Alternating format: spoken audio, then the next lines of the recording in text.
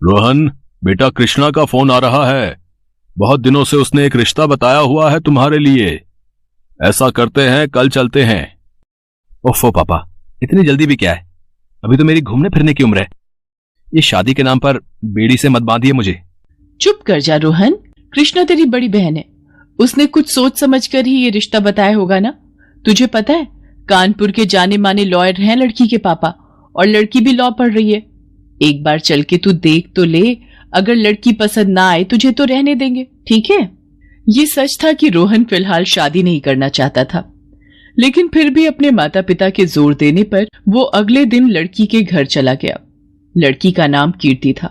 कीर्ति के पिता कितने बड़े आदमी थे, ये उनका घर देखकर ही पता चल रहा था। दीदी यार, ये कहां से लेके आई हो?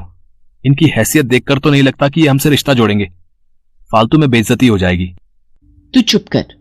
लड़की के पिता तेरे जीजा जी को बहुत मानते हैं, और तेरी फोटो देखने के बाद इन्होंने ही बात शुरू की थी। तो तू फालतू की बातें मत सोच और चुपचाप बैठा रह, समझा?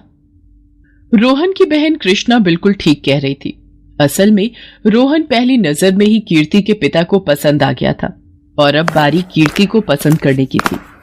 दीदी ये तो नहीं, मैं इससे शादी नहीं करूंगा। इतना कहकर रोहन गुस्से से उठा और वहां से बाहर चला गया। असल में कीर्ति का रंग काफी दबा हुआ था। रोहन ने कीर्ति का चेहरा देखने के बाद उसके बारे में कुछ और जानने की कोशिश तक नहीं की। रोहन को जाते देखकर कीर्ति की आंखों से आंसू बहने लगे।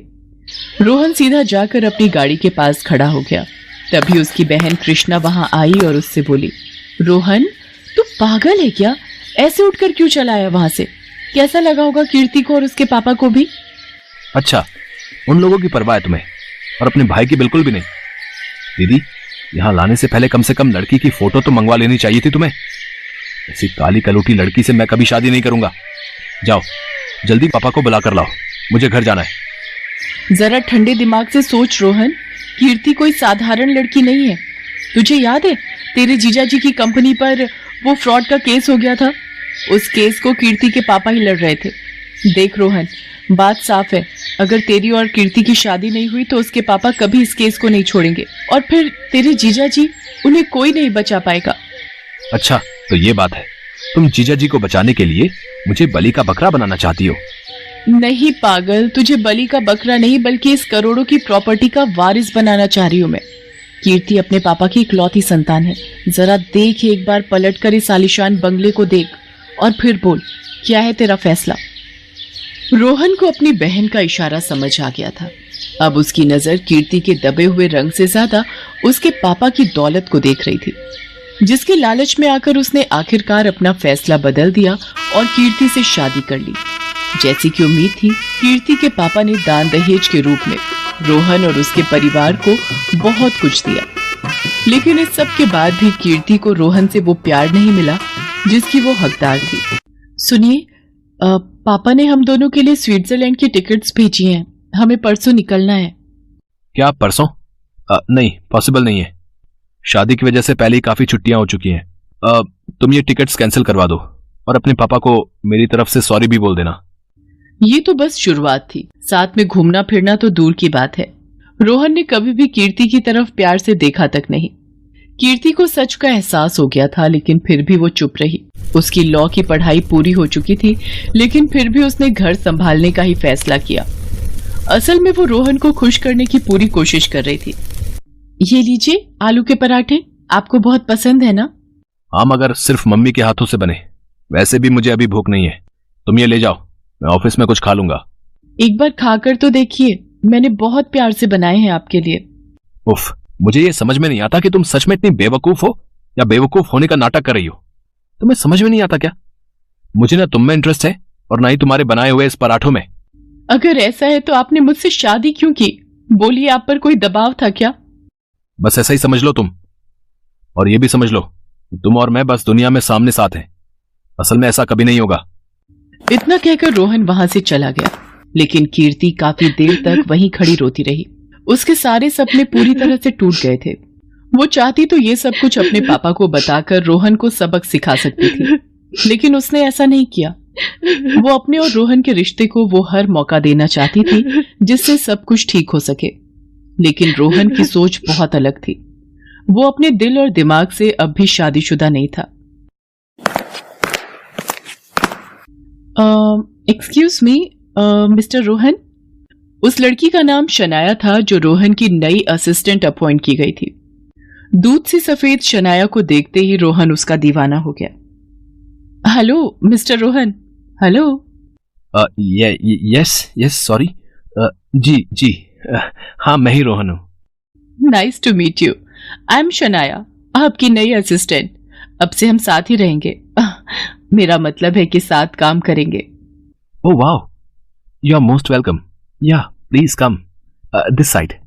रोहन ने शनाया के लिए अपने केबिन के साथ साथ अपने दिल का रास्ता भी खोल दिया था। बहुत ही कम वक्त में दोनों के बीच काफी गहरी दोस्ती हो गई और फिर ये रिश्ता दोस्ती से भी आगे बढ़ने लगा। ओ रोहन, सच में तुम्हारे साथ टाइम स्पेंड करना is like most amazing thing in my life. काश हम ऐसे ही सारी जिंदगी साथ बिता पाते। क्यों नहीं डार्लिंग, ऐसा बिल्कुल होगा। मैं बहुत जल्दी तुमसे शादी करूंगा। लेकिन उस कीर्ति का क्या जो तुम्हारे और मेरे बीच दीवार बनकर खड़ी है? उसके रहते हम कैसे साथ रहेंगे? तुम उसकी चिंता बिल्कुल मत करो। एक बार उसके पापा अपनी सारी प्रॉपर्टी मेरे नाम कर दें, फिर उसे धक्के मारकर मैं अपने घर और जिंदगी दोनों से बाहर निकाल दूंगा। रोहन के इरादों की भनक कीर्ति को बिल्कुल भी नहीं थी। वो तो किसी भी तरह से अपने और रोहन के रिश्ते को बचाने की कोशिश में लगी थी। फिर एक दिन अचानक खबर आई कि कीर्ति के पापा नहीं रहे। चौंकाने वाली बात यह थी कि मरने से पहले उन्होंने अपनी सारी प्रॉपर्टी एक चैरिटेबल ट्रस्ट के नाम कर दी थी। असल में ये कीर्ति की ही मर्जी थी। अपने पिता की मौत के गम में कीर्ति का रो रो कर बुरा हाल था, लेकिन रोहन गुस्से से पागल हुआ जा रहा था। एक बात बता, जब तेरे बाप को सब कुछ दान में ही देना था तो क्यों तुझे मेरे माथे मड़ा उसने, हैं? खबरदार, मेरे पापा के बारे में तमीज से बात करो। उन्होंने जो किया मेरे कहने पर ही किया। जब आप मुझे नहीं अपना सकते तो मेरे पापा की प्रॉपर्टी कैसे रख सकते हो? कीर्ति की बात सुनकर रोहन ने एक जोरदार थप्पड़ कीर्ति के गाल पर जड़ दिया। उस थप्पड़ की गूंज और तकलीफ तो कीर्ति ने किसी तरह बर्दाश्त कर ली, लेकिन अब जो उसके साथ होने वाला था वो उसके बर्दाश्त के बाहर था। रोहन अगले ही दिन शनाया को अपने साथ अपने घर ले आया और अपने माता पिता से बोला, मम्मी पापा, ये शनाया है। हम दोनों परसों शादी करने वाले हैं। रोहन, ये क्या बकवास है? तुम्हारी पत्नी कीर्ति है, भूल गए क्या? नहीं पापा, वो मेरी पत्नी नहीं, सिर्फ एक बोझ है जिसे दीदी की खातिर मैंने अपने सिर पर उठा लिया। लेकिन अब बस मैं इस काली कलोटी की मनहूस शक्ल और नहीं देख सकता। इससे कह दो कि चुपचाप यहां से चली जाए, वरना धक्के देकर बाहर निकालने में बहुत तमाशा होगा। रोहन के माता पिता ने उसे समझाने की कोशिश की, लेकिन अब इस सब की जरूरत नहीं थी, क्योंकि अब पानी सिर से ऊपर जा चुका था। अपनी सौतन को सामने खड़ा देखकर कीर्ति के सब्र का बांध टूट गया और वो बिना कुछ कहे अपना सामान लेकर खुद ही वहां से चली गई। कीर्ति कहाँ गई, कैसे गई, इस बारे में रोहन ने कभी जानने की कोशिश नहीं की और बिना देर किए शनाया से शादी कर ली। कुछ दिनों तक तो सब कुछ ठीक ठाक चला, लेकिन फिर शनाया उठो यार, मम्मी पापा कितनी बार पूछ चुके हैं। जाकर ब्रेकफास्ट रेडी कर दो सबके लिए। ओह गॉड, रोहन अपने मम्मी पापा को बोलो कि मैं उनकी नौकर नहीं हूँ। अगर भूख लगी है तो खुद कुछ बनाकर खा ले, मुझे अभी और सोना है। शनाया ये क्या बोल रही हो तुम? मैं शुरू से इग्नोर कर रहा हूं, इसका मतलब ये नहीं कि तुम जो चाहो वो करोगी। तुम इस घर की बहू हो, घर संभालना और सबका ख्याल रखना तुम्हारी जिम्मेदारी है, जैसे कीर्ति किया करती थी। क्या कहा तुमने? वो कीर्ति, उसकी और मेरी बराबरी तुम कर भी कैसे सकते हो रोहन? एक मिनट, कहीं ऐसा तो नहीं जैसे उससे तुम्हारा मन भर गया था वैसे ही अब मुझसे भी मन भर गया है? ओके, पर एक बात अच्छे से समझ लो रोहन, वाकई मेरी और उस कीर्ति की कोई बराबरी नहीं है। वो तो बहुत आसानी से तुम्हें छोड़कर चली गई, पर मैं ऐसे नहीं जाऊंगी। रोहन और शनाया के बीच हर रोज झगड़े होने लगे थे, जिसके बाद रोहन को हर पल कीर्ति की याद आ रही थी। उसने कीर्ति को ढूंढने की बहुत कोशिश की, पर वो उसे कहीं नहीं मिली। फिर एक दिन, माय लॉर्ड, ये आदमी मुझ पर बहुत अत्याचार करता है। इसके माँ बाप भी मुझे सारा दिन खरी खोटी सुनाते हैं। भगवान के लिए मुझे इससे तलाक दिलवा दीजिए, लेकिन वो सब भी जो मेरा हक है। मिस्टर रोहन, आपकी तरफ से वकील कौन है? कोई नहीं है सर, मेरे पास वकील करने के लिए पैसे ही नहीं है। इस औरत ने मुझे बर्बाद कर दिया है, मुझे कहीं का नहीं छोड़ा इसने। ये कहकर रोहन फूट फूट कर रोने लगता है। तभी कोर्ट रूम में काला कोट पहने कीर्ति दाखिल होती है और जज से कहती है, योर ऑनर, मैं कीर्ति, मैं हूं इनकी वकील। मेरे पास इस बात के पूरे सबूत हैं कि असल में इन दोनों की शादी ही गैर कानूनी थी, इसलिए अब तलाक का तो कोई सवाल ही नहीं उठता। सुहानी की सहेली रीमा की शादी जयपुर में हुई थी। शादी के बाद रीमा का फोन आता है। हेलो सुहानी, रीमा बोल रही हूँ। रीमा, कैसी है तू? शादी के बाद तो तू मुझे भूल ही गई। जयपुर का मौसम कैसा है? सुहानी, मैं जयपुर में नहीं, दिल्ली में हूँ, मायके में हूँ, इसीलिए तो तुझे फोन किया है। तुझसे मिलने का बहुत मन था। क्या तू दिल्ली आई हुई है? चल मैं थोड़ी देर में तुझे मिलने आती हूँ। सुहानी रीमा को मिलने जाती है, पर वो रीमा के ससुराल की बातें सुनकर घबरा जाती है। क्या तुझे ससुराल पे इतना काम करना पड़ता है? तो और क्या, शादी के बाद तो मेरी लाइफ बहुत ही बंद सी गई है। वही सुबह 5 बजे सोकर उठो, फिर घर के सारे काम करो, दिन भर सास ससुर ननद सबके ताने सुनो। इतना करने के बाद भी कोई 2 मीठे बोल नहीं बोलता। हर चीज में टोका टाकी करना। मेरी सास तो इतनी तेज है कि हर समय मेरे पीछे पड़ी रहती है। जरा देर के लिए फोन पकड़कर बैठूं तो 10 बातें सुना देती है कि तू फोन में लगी है, कोई काम नहीं करती। इतना फोन में लगना अच्छा नहीं होता, इतना टीवी देखना अच्छा नहीं होता। मुझे तो तेरी बातें सुनकर डर लग रहा है। क्या ससुराल ऐसा होता है? वही तो, पहले मैं सोचती थी कि शादी होगी, मजे करूंगी, हस्बैंड के साथ घूम कर आऊंगी, पिक्चर जाऊंगी, होटल में खाना खाऊंगी। पर हमारे यहाँ तो मजाल है, बाजार की कोई दाल भी आ जाए, जब देखो माँ जी यही कहती है, घर पर बनाओ बहू, घर का खाना अच्छा होता है। होटल भी नहीं जाने देती है। और ऊपर से मेरी ननद और पड़ोसी रिश्तेदार रोज हमारे घर आए रहते हैं। जब देखो मेरी सास हुक्म चलाती रहती है, बहू ये बना लो, बहू वो बना लो। बस मैं तो बहू कम नौकरानी ज्यादा बन गई हूँ ससुराल जाकर। हो, मुझे तो तेरी बातें सुनकर बहुत घबराहट हो रही है। रीमा, सचमुच ससुराल जाना कितना खतरनाक है। मेरा बस चले तो मैं तो ससुराल ही नहीं जाऊंगी। चल पागल, हर एक लड़की को एक ना एक दिन शादी करके अपने ससुराल जाना ही पड़ता है। और तू वैसे भी आंटी जी और अंकल जी को जानती है, वो तो और 6 महीने बाद तेरी शादी भी कर ही देंगे। अब तू भी तैयार हो जा ससुराल जाकर ये सब झेलने के लिए। रीमा की बातें सुनकर सुहानी बहुत डर गई थी। उसने तो ठान लिया था कि वो ससुराल नहीं जाएगी, पर उसके मम्मी पापा उसके लिए लड़का देख रहे थे। सुहानी बेटा, तुझे कितने लड़के दिखाए, पर तुझे कोई लड़का पसंद क्यों नहीं आता है? कल मिस्टर भाटिया का लड़का मोहित, वो तो देखने में बहुत अच्छा था और उसका काम भी बहुत अच्छा था, फिर तुमने उससे रिश्ते के लिए मना क्यों कर दिया? मम्मी, मुझे शादी नहीं करनी है। रीमा कह रही थी कि शादी के बाद जल्दी सोकर उठना होता है। यहाँ पर तो मैं 12 बजे तक बेफिक्र सोई रहती हूँ। तुम मुझे बार बार आकर उठाती हो, पर मुझे कोई डर नहीं होता क्योंकि मेरी माँ मुझे उठा रही होती है। और तुमसे तो मैं लड़ झगड़ भी लूंगी, पर वहाँ तो मैं बिल्कुल अकेली हो जाऊंगी। ऐसा नहीं है सुहानी, ससुराल ही बेटी का असली घर होता है और बेटी को अपने ससुराल को ही एक ना एक दिन अपना घर बनाना होता है। और फिर धीरे धीरे एक दिन ऐसा आएगा जब मैं तुझे बुलाती रहूंगी और तू मुझे कहेगी कि मम्मी मेरे पास टाइम नहीं है, मैं अपने परिवार में व्यस्त हूँ। पता है, ऐसा ही होता है। नहीं मम्मी, मेरे को नहीं जाना। मैंने बोल दिया ना, मेरा मन नहीं है अभी शादी का। मुझे अपनी लाइफ को बांधना नहीं है। सुहानी बिटिया कहाँ है? ये देख, मैं तेरे लिए गरम गरम छोले भटूरे लेकर आया हूँ। पड़ोस में हलवाई की एक नई दुकान खुली है। मैंने सोचा तू सोकर उठ गई होगी, तो इससे बढ़िया गरम गरम नाश्ता और क्या होगा। चल अब जल्दी से उठ जा और खा ले।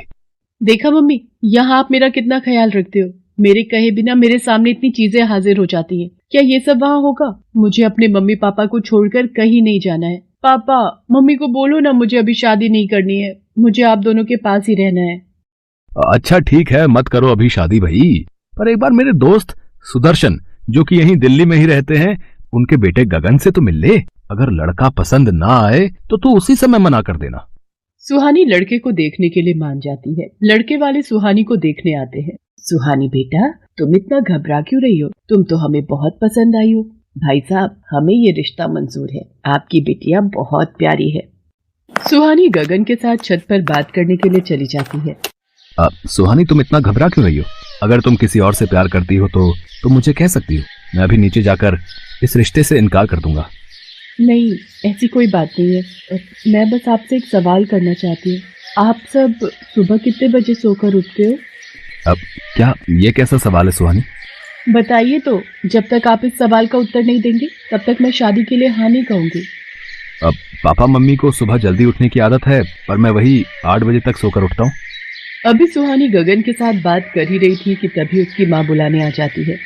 सुहानी बेटा, तुम्हारे पापा तुम्हें नीचे बुला रहे हैं। सुहानी की बात अधूरी रह जाती है। सुहानी के पास ऐसा कोई कारण नहीं था जिससे कि वो इस शादी के लिए मना कर सके। लड़का भी अच्छा था और सुहानी अपने पापा के दोस्त के घर ही शादी होकर जा रही थी, तो उसके माता पिता को भी परिवार को लेकर कोई चिंता नहीं थी। सब कुछ अच्छे से निपट गया और सुहानी की शादी गगन से तय हो जाती है। शादी में रीमा भी पहुंचती है। देखा, बड़ा कहती थी ससुराल नहीं जाएगी, अब तू भी फंसी गई ना अपने ससुराल वालों के चंगुल में। अब देखना, तेरी रात की नींद और दिन का चैन उड़ गया, समझ। रीमा, मैं पहले से बहुत डरी हुई हूँ, अब तो जले पर नमक मत छिड़क। आज मेरी शादी है, प्लीज आज तो मेरी टांग मत खींच। चल नहीं खींच रही टांग, आ मेरे साथ फोटो तो खिंचवा ले। सुहानी मन में न जाने कितना डर लेकर ससुराल पहुंचती है। उसके मन में यही सवाल चल रहे थे कि वो अपने ससुराल में कैसे रहेगी। सब कुछ बदल गया था। उसके मम्मी पापा आसपास नहीं थे। नए चेहरे सास ससुर के रूप में उसके सामने थे। अगली सुबह सुहानी जब गहरी नींद में थी, एक मीठी सी आवाज उसके कानों में पड़ती है और सुहानी अचानक से उठ बैठती है। सॉरी मम्मी जी, अभी 5 ही बजे है। मुझे पता था मुझे 5 बजे उठना है। शादी के बाद ससुराल में सुबह 5 बजे ही सोकर उठते हैं, ये मुझे पता था। अच्छा हुआ मैं अलार्म लगाकर सोई थी। अरे बेटा, तुम इतना घबरा क्यों रही हो? मैं तो तुम्हारे लिए गरम गरम चाय लाई थी। पर तुम ये क्या बोल रही हो बेटा? 5 नहीं 10 बज रहे हैं। मैंने सोचा तुम शादी की थकान से नींद में हो, इसलिए मैं तुम्हारी चाय खुद ले आई। 10 बज रहे हैं और मम्मी जी ने मुझे उठाया नहीं। पर रीमा तो कह रही थी कि उसकी सास ने अगले दिन उसे सुबह जल्दी उठा दिया था। ये सब उल्टा क्यों हो रहा है? सुहानी नहा धोकर तैयार होकर रसोई में जाती है। सुहानी बेटा, तुम डाइनिंग टेबल पर बैठो। देखो तुम्हारे ससुर जी तुम्हारे लिए रबड़ी, जलेबी, ढोकला और पता नहीं क्या क्या नाश्ता लेकर आ गए हैं। इन्हें पता ही नहीं था कि मैंने तुम्हारे लिए नाश्ते में आलू पूरी बनाए हैं। अब ये सब तुम्हें ही खत्म करना है। कितनी दुबली पतली हो बेटा, खाने के मामले में सोचा मत करो। जो भी खाना है तुम्हारा अपना घर है, सब कुछ खुला है, तुम कुछ भी खाओ, यहाँ कोई रोक टोक नहीं है। ये तुम्हारा अपना घर है। मैं ससुराल को लेकर कितनी गलतफहमी में थी। हर कोई एक सा नहीं होता, सबका अपना स्वभाव होता है और ससुराल को अपना बनाना तो एक लड़की के हाथ में होता है। ये बात मुझे समझ आ गई है। मैं रीमा को भी समझा दूंगी कि वो अपने ससुराल को अपना घर समझ कर रहे। सुहानी अपने ससुराल में बहुत खुश थी। ससुराल वालों के प्रति जो डर रीमा ने उसके मन में डाला था, वो डर अब निकल चुका था। सुहानी रीमा को भी समझाती है कि वो अपने ससुराल को अपना घर मानकर रहे तो उसे भी प्यार जरूर मिलेगा।